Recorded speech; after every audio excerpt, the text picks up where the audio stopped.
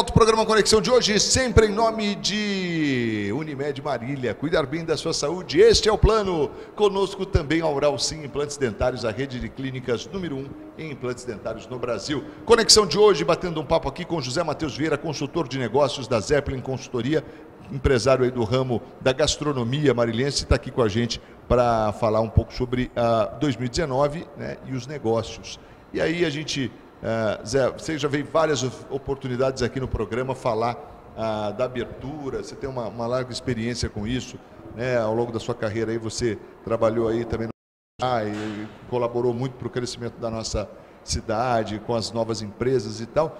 E aí eu te pergunto assim, é óbvio que num momento como esse, quando se tem uma expectativa de uma melhora no cenário econômico e tal, automaticamente também isso gera nas pessoas o desejo de colocar em prática o seu negócio. Tem aí um projeto, tem um sonho, acho que eu vou pegar agora, hein? Quer dizer, que é promissor daqui 3, 6 meses, um ano, enfim, até eu me estabelecer, eu vou pegar essa maré. É um bom pensamento esse, nesse momento que a gente sempre fala assim, a gente sempre ouviu dizer assim, olha, na crise você pode se destacar e tal, mas a gente sabe que isso, teoricamente, é muito bonito. Efetivamente, isso nem sempre acontece. E agora com esse mercado assim, que está, como você disse, não teve nenhuma evolução, falar, olha, tal, mas ainda continua daquele jeito. O que vai acontecer, né? Mas com uma expectativa de que, olha, pode acontecer algo de bom. E antes você não tinha essa expectativa, né? No governo passado a expectativa era sempre ruim. Como é que é isso hoje, para abrir um negócio? Será que é um bom momento?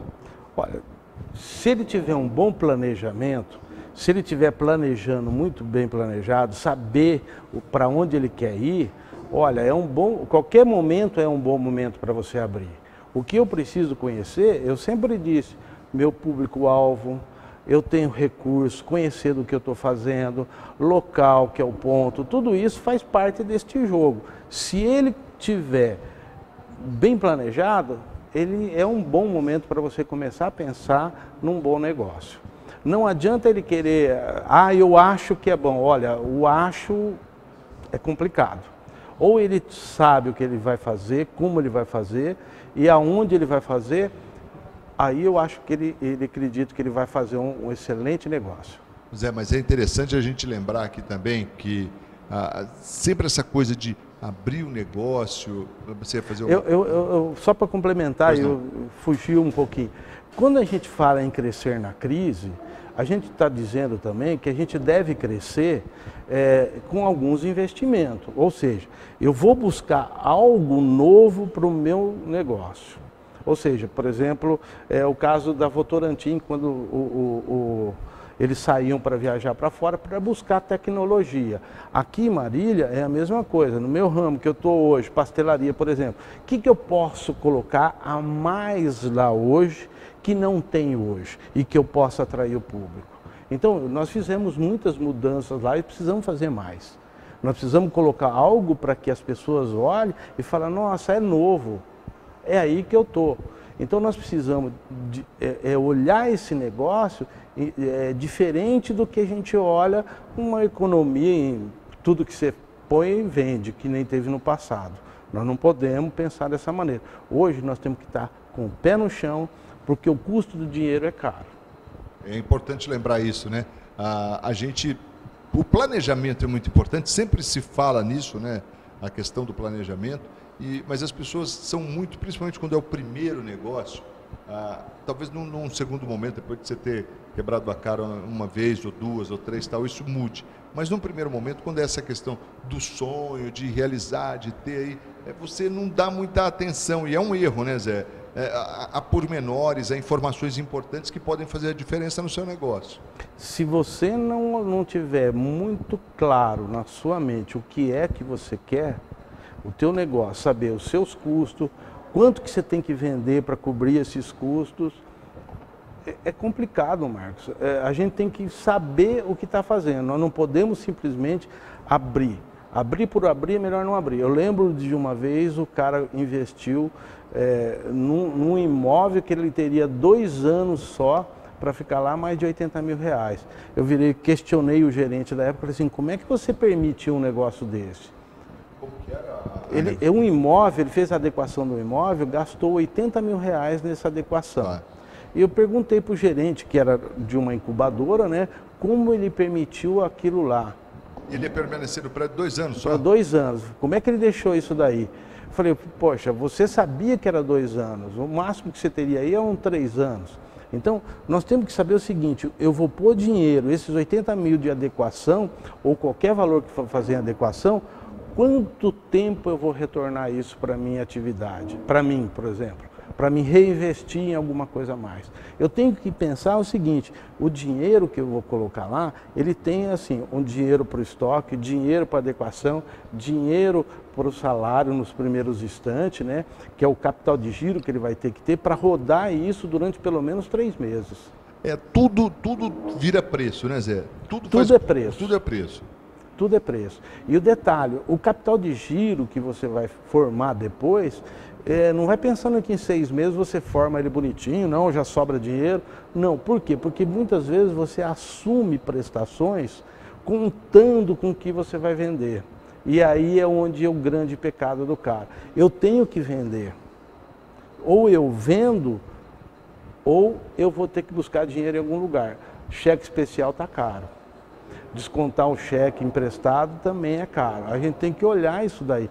Só se o teu produto te dá uma margem tão grande que você possa ir no cheque especial. Não dá para pagar 5%, 6%, 3% é caro ainda para o empresário pagar a título de juro. Ô Zé, e outra coisa, os dados, né, as informações, dados de pesquisa, tudo isso acrescenta muito no negócio, né? Você ter tudo isso na sua mão diante de um cenário de abertura de negócio. Tem que ter, Marcos.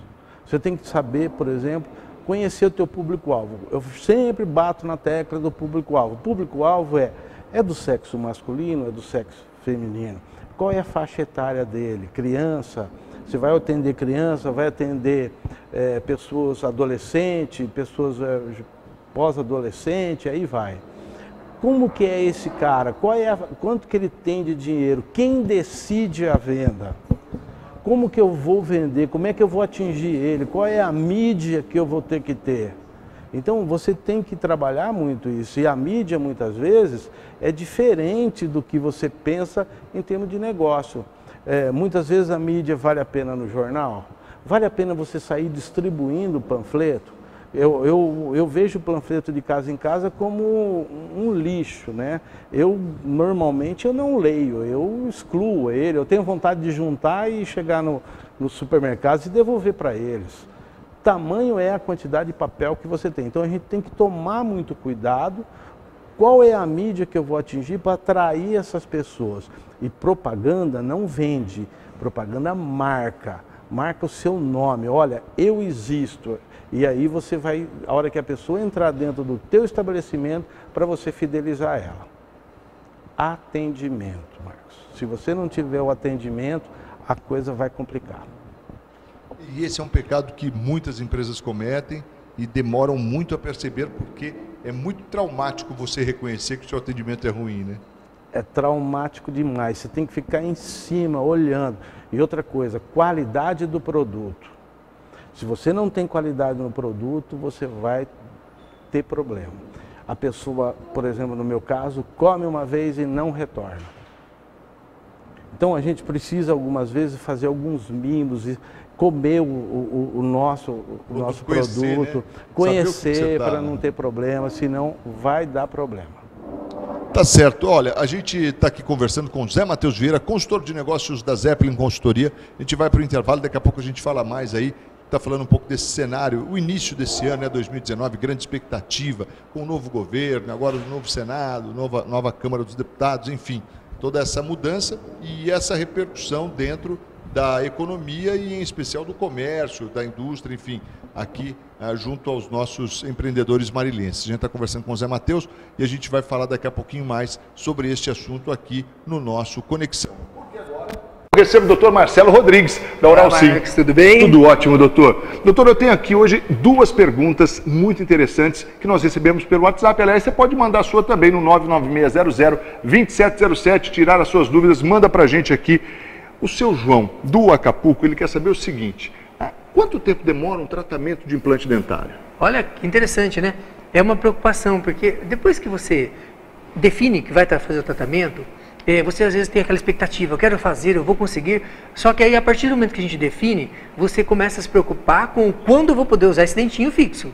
Eu tenho situações de carga imediata, em apenas 72 horas a gente consegue devolver o dente fixo para o paciente, depois de uma avaliação extremamente criteriosa, avaliação radiográfica, mas nós temos os tratamentos convencionais, que são de 3, 4, 5 ou até 6 meses, para o paciente em que nós temos o osso e conseguimos instalar o implante. E aí nesse paciente eu aguardo um período, Marcos, que eu até explico muito claro para o paciente que é um período que eu preciso respeitar o corpo dele. É o tempo do organismo dele formar a estrutura óssea ao redor do implante para poder ser usado. E em casos extremos, quando usamos mão do recurso do enxerto ósseo, aí eu preciso de 8 meses para a recuperação do enxerto, para a formação da massa óssea, e depois eu volto a precisar de um tempo maior, de 6 meses em média, para instalar o implante. E aí eu sempre digo, mas doutor, 1 ano e 4 meses praticamente aguardando, nós estamos falando de algo que é para a gente se organizar para o resto da vida ter dente fixo, que é para a gente poder ter ao longo de nossa vida a oportunidade de comer todo e qualquer alimento. Então o tempo é relativo nessa hora, porque o tratamento pode parecer longo, mas são poucas as visitas. O paciente passa um grande período aguardando a cicatrização. Você não vai ficar esse período todo indo ao dentista. Toda semana, nada. Então passa muito rápido. E eu pergunto, mas há quanto tempo você usa a prótese total? Aí o paciente me responde, 20 anos, 30 anos. O que é 1 ano e meio para quem está há 30 anos com uma prótese que não deixa ele confortável? E agora rapidinho para a dona Maria José do Centro, ela quer saber, é para a vida toda? Exatamente, né? Então, a nossa expectativa é realizar um tratamento que tenha uma grande longevidade. Sim, ele deveria ter a longevidade que temos os nossos dentes. Então, basta, Dona Maria, né, que ela faça a higiene, que ela faça o acompanhamento, que faça a prevenção, para que esse implante tenha, assim, uma grande durabilidade. Se você tem perguntas, mande para a gente no 996002707 e vem para a Oral Sim Implantes, a rede de clínicas número 1 em implantes dentários no Brasil. Doutor, obrigado e até a próxima. Eu que agradeço, obrigadão. E a você, até já.